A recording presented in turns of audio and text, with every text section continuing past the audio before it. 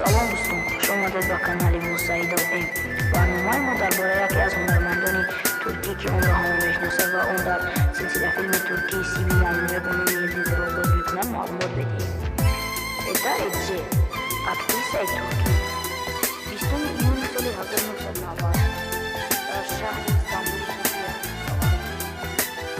номи пуррааш Эда Эдже Онжон мебошад.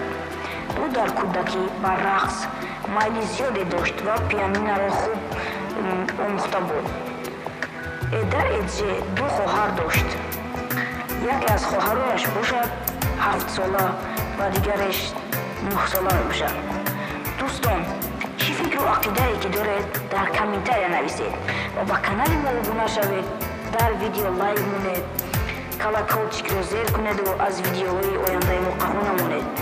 агар ки хоҳед дар бораи яке аз ҳунармандони дигар маълумот диҳем, пас дар комментария нависед ва мо ҳатман ба саволи шумо ҷавоб медиҳем.